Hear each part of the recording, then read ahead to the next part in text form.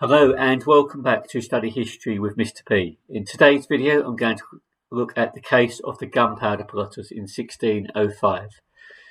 So the backdrop to the Gunpowder Plot was that since about 1570 Catholics had been prevented from practicing their faith and they were punished if they continued to do so. Now when James I became king in 1603, Catholics had hoped that he would allow some religious freedom, but ultimately they were soon disappointed, and therefore some Catholics began a plot to overthrow him. So who was involved? Well, Robert Catesby led the plot and recruited others, including Guy Fawkes, Thomas Percy and Thomas Winton. They planned to set off an explosion that would kill the king and those close to him at the state opening of Parliament on the 5th of November 1605. They then intended to replace the king with his daughter Elizabeth, who they planned to influence and control.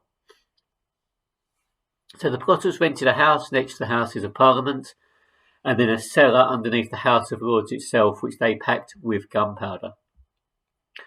On the 20th of October, Lord Monteagle then received a letter warning him not to go to the opening of Parliament. He in turn gave it to the King's spymaster Robert Cecil, who then ordered a search of Westminster, and Guy Fawkes was found with the gunpowder. Guy Fawkes and the other conspirators were tortured, confessed, and found guilty of treason. They were then hung, drawn and quartered, which meant they were hanged, revived, had their genitals cut off, were disemboweled, then their limbs and heads were cut off. This was to act as a deterrent to others. Now obviously we could look in the details of this story in much more detail, but that gives you a summary of what happened. And there were a number of consequences to the Gunpowder Plot. First of all, after the plot, Catholics were banned from working in the legal professions or becoming officers in the armed forces.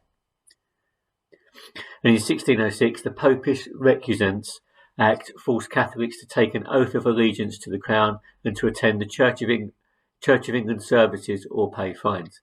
And ultimately, this whole episode increased persecution and dislike for Catholics thereafter, and fear of Catholics in the years after this as well.